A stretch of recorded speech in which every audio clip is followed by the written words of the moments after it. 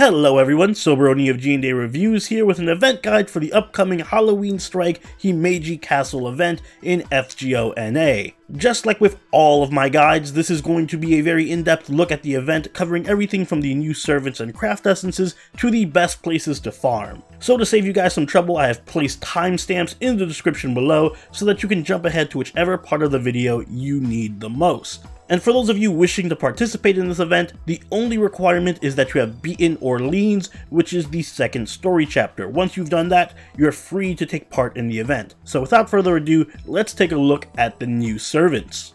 We'll be receiving a couple of new servants with this event. First off, we're going to be getting a new welfare servant, Mecha Eli-chan Mark 1 and Mecha Eli-chan Mark 2. Both of these servants are going to be the welfare servants for this event, which means that they're going to be free servants that you get for completing the event, and you get to choose between them at the end. Both of them are going to be the same gameplay-wise. Both are alter egos with a max attack of 9,997 and a max attack of 10,901. I actually have a full spotlight up for Mecha Liz in the description below, so do check that out if you want some more details.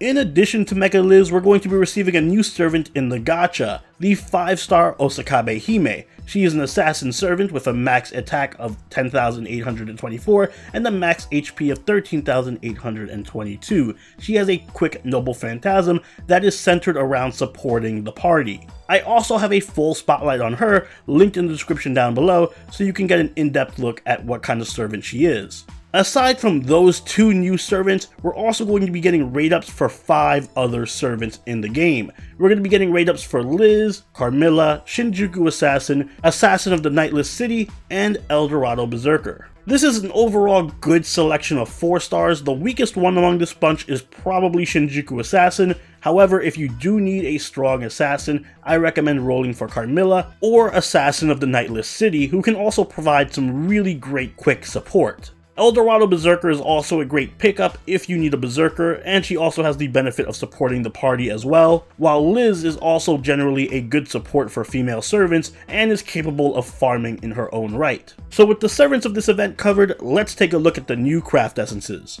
Along with this event, we'll be getting 6 brand new craft essences. 3 are going to be available in the gacha, while 3 are going to be available in the event itself as either rewards or purchasable in the event shop.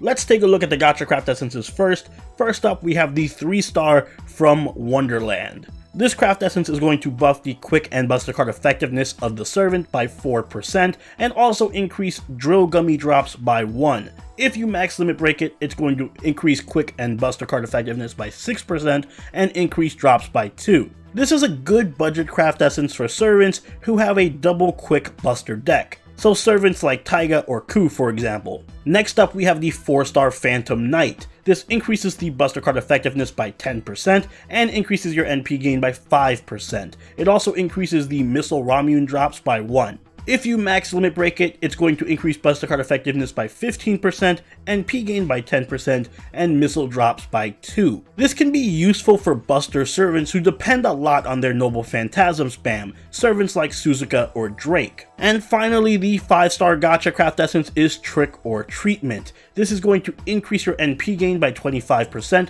and your crit strength by 15%. In addition, it's going to increase the beam cookie drops by 1. If you max limit break it, it's going to go up to increasing your NP gain by 30%, your crit strength by 20%, and your drops by 2. This is a niche craft essence, but it is very useful for servants who can crit and use their noble phantasm to generate stars, so servants like Emiya, Dantes, and Atlante. Moving on to the craft essences we can acquire in the shop, we have the 3-star Nostalgic Form. This will increase your defense and buster card effectiveness by 3%, and it also increases the spawn rate of skeleton and scarecrow enemies by 25%. If you max limit break it, it's going to go up to 5% defense and buster card effectiveness increase, and it'll also increase the skeleton and scarecrow appearance rate by 100%. This is another budget CE that's built for more defensive buster servants like Leonidas. At the 4-star spot, we have Golden Wings. This will increase your NP strength by 20% and your NP gain by 5%. In addition, for this event, it's going to increase the appearance rate of drones, homunculi, and automata enemies by 25%. If you max limit break it, it's going to increase your NP strength by 25% and your NP gain by 10%. It'll also increase the appearance rate of those enemies by 100%. This is a really good craft essence for servants who like to NP spam and have some damaging noble phantasms, like Yagyu or Medea. And finally, we have the 5-star Aerial Drive. This is going to increase your Buster Card effectiveness by 8%, your NP strength by 8%, and you're going to get a 30% NP charge at the start of the battle. In addition, it's going to increase the appearance rate of Knight, Gazer, and mass production model enemies by 25%. If you max limit break it, it's going to increase your Buster Card effectiveness and NP strength by 10%, and your NP gauge is going to start at 50% at the start of the battle. It'll also increase the appearance rates of those enemies by 100%. This is an incredible craft essence, one of the best in the game, and it's absolutely essential for any Buster servant who has a strong noble phantasm like Lubu, Nobunaga, or Gil, because they can NP right away with a support waiver. And with the craft essences covered, let's take a look at the event shop. The event shop for this event is no different from any other. There's going to be 3 different currencies that you're going to trade in for various essential materials and items at the shop. Those 3 currencies are Drill Gummies, Missile Ramunes, and Beam Cookies. Drill Gummies will trade in for 2 copies of Nostalgic Form, Bicorn Horns, Horseshoes, Forbidden Chains, 3-star and 4-star experience, and 3-star and 4-star foes. The missiles will trade in for 2 copies of Golden Wings, Spirit Roots, Longinus, Ghost Lanterns, Saber, Archer, Lancer, and Assassin pieces, and more 4-star foes. And finally, Beam Cookies will trade in for 2 copies of Aerial Drive, Wine, Chaos Talents, Magatamas, Saber, Archer, Lancer, and Assassin monuments, another 4-star foe, and some Mana Prisms. If you're wondering how many you'll need of each item to clear out the shop, you're going to need 7,900 Beam Cookies, 7,000 Missile Ramunes, and 6,600 Drill Gummies. In addition to those 3 shop currencies, there's also going to be 2 more currencies that are extremely limited, those being the E-Reactor and the Spare Reactors. Both of these materials are not farmable. They're going to be given to you as rewards for completing various missions in the event.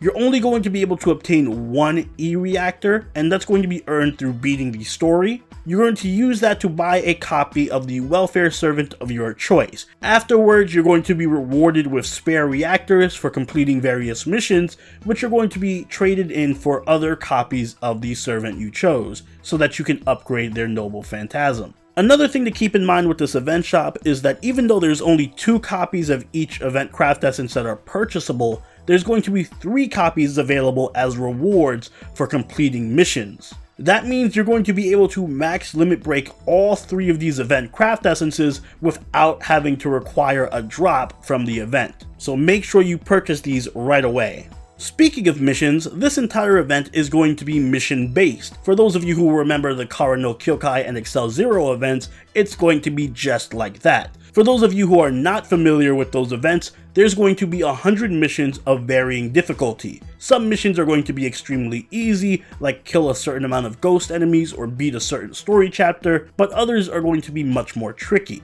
Completing missions in this event is going to reward you with QP, Mana Prisms, Craft Essences, and Ascension Mats, but it's also going to unlock new story quests and free quests, which means if you want to complete this event, completing all the missions is mandatory. And if you're ever at a loss for what to do and don't know where to go next in the event, it's a good idea to finish whichever missions you have available, because that will likely open up a new area for you to explore and progress. In other words, completing missions should be your first priority for the event. And of course, the other major part of the event aside from the missions is going to be the story mode. These main quests are going to be split into 2 parts. The first half of the event is going to be available right away. However, the second half of the story missions aren't going to be available for another 3 days once the event starts. The story is long, but it's pretty easy. If you've beaten Okeanos, you shouldn't have any problem. The supports they provide you are also good enough to carry you through the entire event. I do have a couple of tips for helping you fight your way through story mode though. The first one is, bring a servant who's capable of big damage in 1 turn, like Lubu, Robin Hood, or Taiga. The reason why is you're going to be fighting a lot of Zerker bosses, and you're going to want to kill them as quickly as possible. And my other major tip is bring a berserker with you. The reason why is one of the bosses is a ruler, so having a berserker is just going to make the fight a lot quicker and easier. At the end of the story missions, you're going to be given a choice to pick between Mecha Liz Mark 1 or Mecha Liz Mark 2. Both of these servants are the same gameplay wise, so you can just go ahead and choose your favorite. You can always pick the other one next year during the rerun, so you should end up with both of them anyway. And once you've chosen which Liz you want, you'll be able to unlock Ascension materials and additional copies of her. That way you'll be able to max ascend her and NP level her. You'll do this by completing various missions. Basically all you need to do if you want your Mecha Liz is finish the story and complete all the missions. Now with the main quest out of the way, let's talk farming. The first thing you should know is that there are a ton of free quests for this event. But don't let that intimidate you because the farming strategy is actually pretty straightforward. First and foremost, you should not bother farming any of the event currencies until after you finish all the missions. The reason why is because the best farming nodes don't unlock until after you finish the story and most of the missions. So it's just a waste of AP to farm shop currencies without focusing on the missions. Instead, what you want to do first is roll the friend point gacha for the 3-star event CE, try to get as many of those as possible. Next, you're going to want to focus on buying all of the shop CEs first. You're going to earn more than enough currency just by playing through the story and completing missions, so it shouldn't be a problem. Once you have 2 copies of each craft essence from the shop, just keep completing missions until you eventually get all 5 copies. And then once you have all 5 copies, max limit break them ASAP. Because once those craft essences are max limit broken, they're going to double the spawn rates of all the enemies, which will increase your farming and mission completing efficiency. In addition to those craft essences, you can also use these bonus servants to help you complete the stages faster. Mecha Liz Mark 1 and 2 and Osakabe-hime both have 100% attack bonuses for this event, while Brave Liz, Tamamo Lancer, Regular Liz, Kyohime Lancer, Tamamo, Caster Liz, Cleopatra, Carmilla, Shinjuku Assassin, Eldorado Berserker, Assassin of the Nightless City, Tamamo Cat, and Kyohime all have an additional 50% attack buff for this event.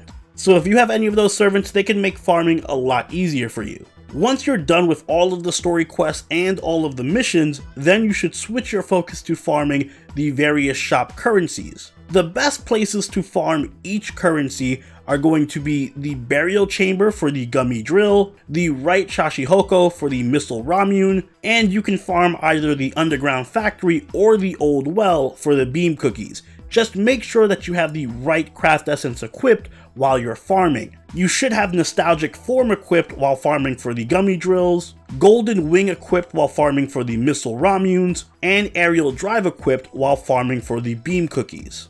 Now, arguably the most important part of this event is going to be farming the various missions. A lot of the missions are straightforward, like I mentioned, but some of them are more tricky, so here are some general tips to help you with farming. First and foremost, if you're not aware of it, make sure you use the information icon for the free quest. By clicking that little eye on the free quest below the enemy class, you'll be able to see which enemies appear in that quest. This is extremely useful for these types of events because it'll tell you exactly which enemies you'll encounter in that stage in case you ever forget. Another general tip for mission farming is once you have your eli-chan, make sure you keep her in your party and make sure you ascend her as soon as possible. The reason you want to do this is because certain missions require you to get a higher bond level with eli-chan or to ascend her. So it's just faster to finish those missions if you bring her to every battle. And now I'm going to give you a quick rundown on the best places to farm each type of enemy that you're going to need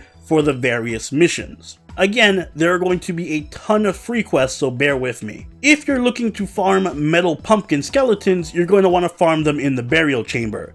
Scarecrows and demonic enemies can be found in the Stone Drop free quest. Automatas and huge enemies can be found in the right Shashihoko level. You can even find more automatas and geyser enemies in the secret passage free quest. The underground factory is going to be the best place to farm mass-produced mecha eli-chans. The old well is going to be the best place to farm pumpkin knights. The Celestial Windows is going to have the most homunculi, and the Great Corridor is going to be the best place to farm both drones and geysers.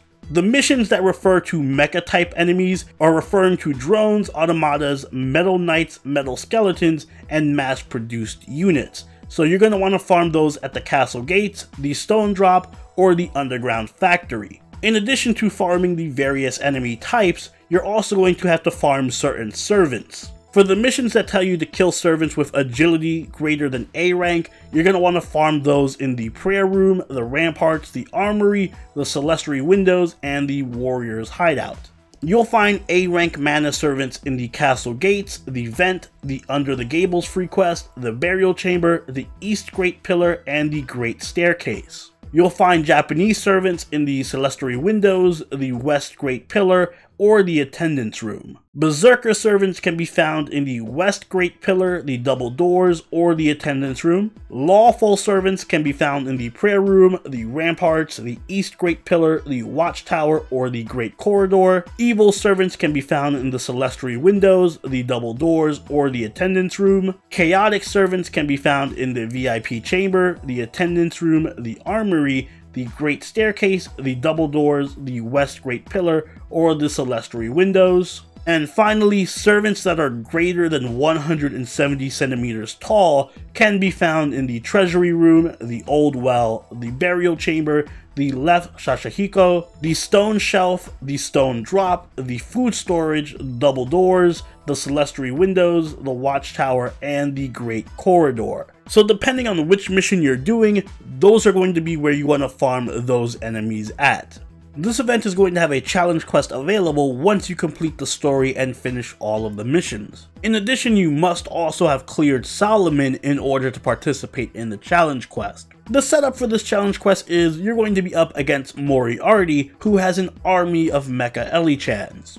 There's going to be 100 mecha elis and 1 Moriarty. Thankfully, you don't need to kill the 100 mecha eli-chans, you just need to kill Moriarty. He's going to have 2 break bars and about 200,000 HP in each bar. At the start of the battle, he's going to increase his defense for 3 turns and also increase the attack of all the mecha eli-chans, even the ones in the back row. Every time you break one of his break bars, he's going to increase his defense for 3 turns again and also grant another buff to the eli-chans. After the first break bar, he's going to grant all the eli-chans crit strength up, and after you break his second break bar, he's going to increase their critical hit rate. The key to winning this battle is to ignore the eli-chans and focus on Moriarty. All you have to do is burst him down quickly. So I suggest bringing a strong single target Lancer. Ku is an excellent option here, as is Tamamo Lancer and Liz Lancer, as both of them have event damage buffs. Tamamo Lancer in particular is very good here